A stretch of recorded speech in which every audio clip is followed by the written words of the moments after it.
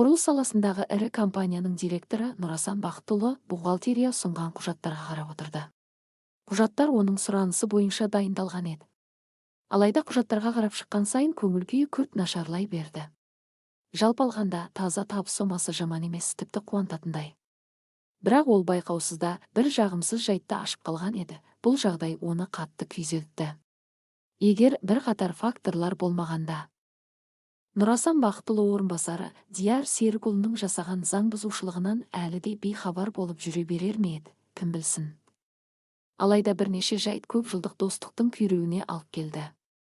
Біріншіден, бүгін ол алғаш рет біраз бос уақытының болғанын пайдаланды. Екіншіден, интернеттегі жаңалық сайттарын аз-кем қарап шыққаны өзіне жетіп артылады, бәрі бір сарында жалықтырып жіберді. Осы сәйкестіктердің нәтижесінде ол шығын баптарын мұқият қарап шығып, кеңсені тазалау бойынша клиниктік қызметтер мен тазалықты ұстауға кететін қосымша шығындардың жалақы қорын 2 есе артта қалдырғанын анықтады. Тек тышқанмен бірнеше рет шертіп, басқа осындай қызмет көрсететін фирмалардың бағаларын қарап көрді. Ол компаниялардың бағалары әлдеқайда төмен болды. Мүмкін, бұл жай ғана бухгалтердің адасып енгізіп жіберген сандық қатесі шығар деп ойлап, қызмет көрсету келісім шартының түпнұсқасын сұратты. Бірақ есептегі сома сол күйінде расталды. Өкінішке қарай ешқандай қателік болмаған. Құжаттағы орынбасарының қолтаңбасы көп жылдық сенімді достыққа қойылған үкіммен тең еді. Нақты сенімді жазылған қолтаңба Дияр Серікұлының бұл өте үлкен сомадан хабарсыз болмағанын айғақтап тұрды. Дияр ұқыпты, ұсақ түйекке дейін мән беретін адам болатын.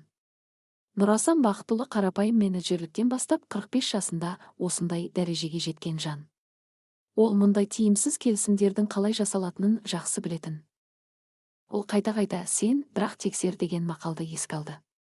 Бірақ бұл жолы тұжырым тым ашық болды. Нағыз дос деп жүрген адамның сатқындығы бетке шықты.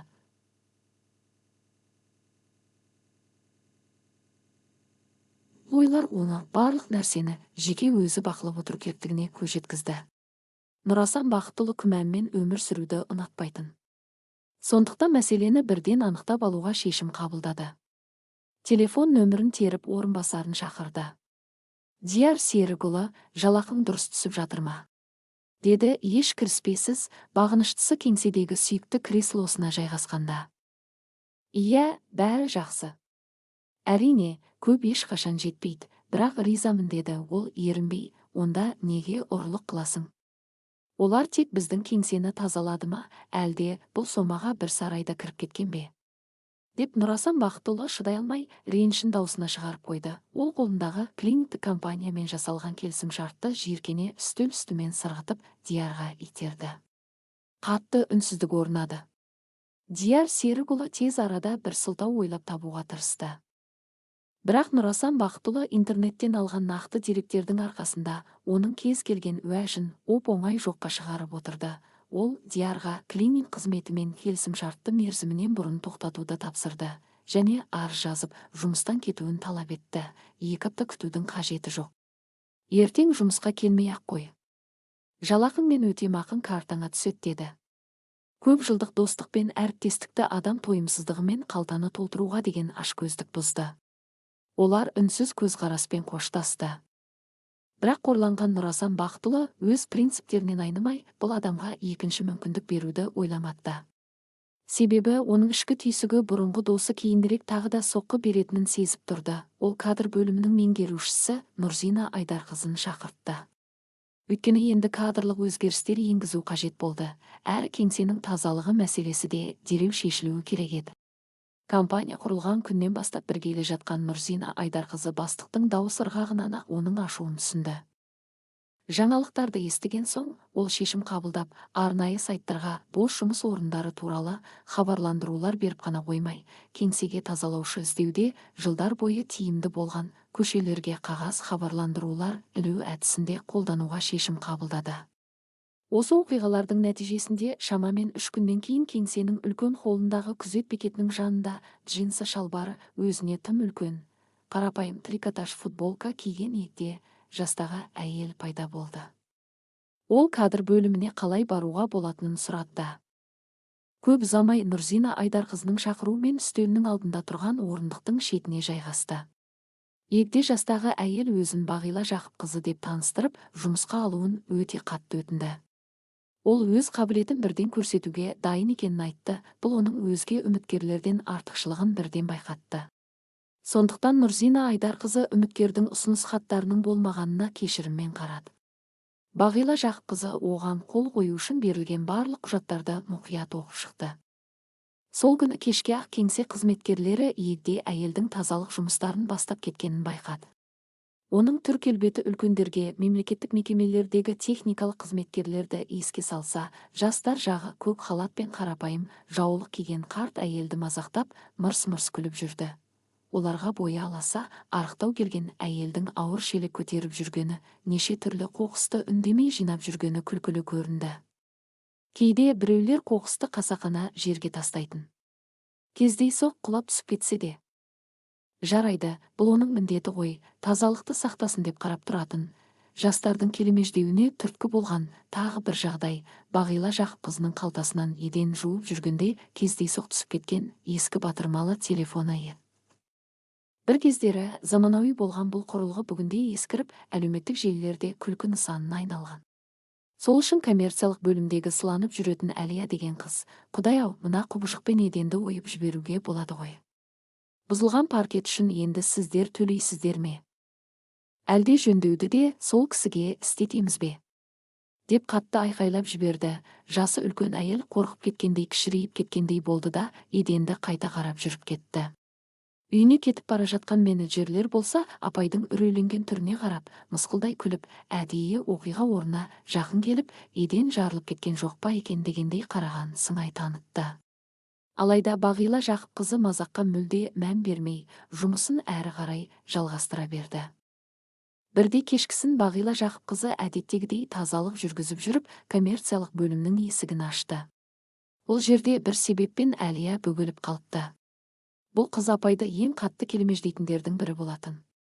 Сол үшін Бағила апай мүмкіндігінше тыныш жұмыс істеуге тырысты, мазаламас үшін. Ол жәшіктегі қоқысты пакетке салып, бөлменің алыс бұрышынан бастап еден жууды бастады. Осы сәтте ол еріксіз, бір жағымсыз әңгіменің куәсі болды. Әлия кеңседе жалғыз емес екенін байқамастан. Телефон тұтқасына ашулана сөйлеп жатты. Қария кісі жатқан жерінен қозғала алмайды. Арқасында жара пайда болып кетті. Күнде дәрі-дәрмекке қанша ақша кетеді. Бәрінен шаршадым. Ол әлде біреуге өз әлсігін айтып шақ. Бағила Жақыпқызы бір сәтке қатып қалып, қоқыстан таза парақты алып, тез-тез бірдеңелер жаза бастады. Әлия әңгімесін аяқтаған сәтте апай оған жақындап, сәлеметсіз бе? Айып етпеңіз, әңгімеңізді еріксіз естіп қалдым. Әжеңізге байланысты мына бір халық емі көмектесуі мүмкін. Бұл өте тиімді әрі арзан тәсіл. Сенбесеңіз, ертең өзім кішкене ыдысқа салып әкеліп берейін. Сіз көріп көзіңіз жетеді, әжеңізге жеңілдік әкелері анық деді. Әлия әдеттегідей бір сәтке тыжырынып қарады. Бірақ апайдың көзінен мазақтағандықты байқамаған соң алды. Көмектесінші деді. Бағила Жақыпқызы басын изеп, жұмысына қайта кірісіп кетті. Арадан 1-2 апта өткенде, барша әріптестерінің таңданысына қарамастан Әлия апайды қайта көрген сәтте бұрынғыдай қабағын түйіп, киіміне менсінбей қарамады.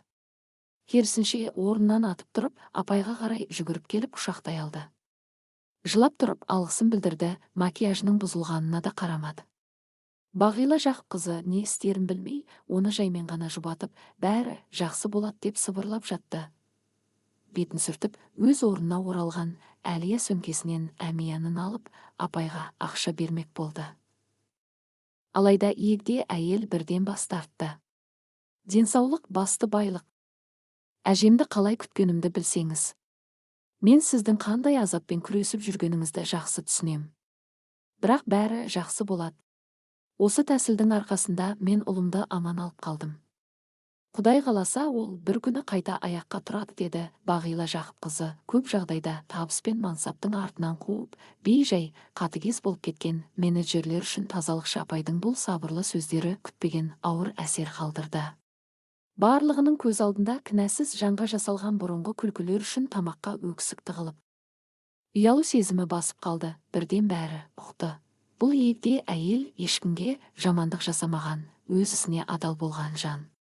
Кеңсе өсімдіктерінің жайқалып, сөрелердің жарқырап тұрғаны бәрін айтып тұрды. Бұрын олар шаң басып жататын. Енді белгілі болды, бұл жұмысты Бағила Жақыпқызы зейнетке шықса да, жай қызық үшін емес, мәжбүрліктен, өмірдің қиындығынан істеп жүрген.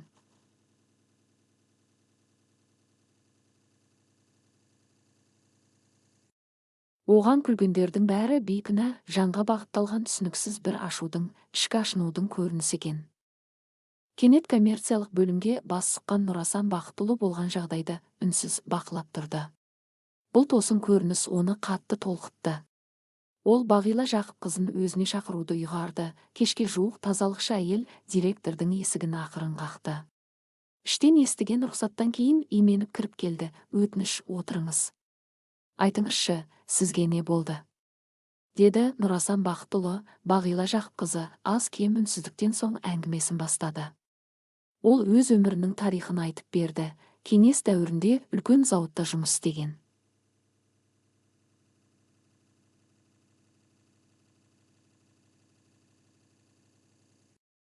Басшылықтың сенімінде болған. Күйеуімен де сол жерде танысқан. Екеуі зауыттың құрылысын жүргізуге атсалысқан, үйден пәтер алған. Әйелдер ерлермен қатар құрылысқа шығып, ерлер сым жүргізсе, әйелдер ерітінді иілу мен тасуға дейін көмектескен. Бағила Жақыпқызының көзі жасқа толып, қуанышпен жылтырап кетті, сол бір пәтердің кілтін алған күнін еске түсіріп. Бірақ сол бір жарқын сәуле тез сөнді. Апай одан кейінгі қиын тағдырын айтып күрсінді. Кеңестің күйреуімен зауыт жабылып, болашаққа үміт үзілді. Зейнет беймәлім күйге айналды. Күйеуі бұл күйзелісті көтере алмай, ішімдікке салынып кеткен. Бағила қанша тырысса да, сүйіктісін тоқтата алмады.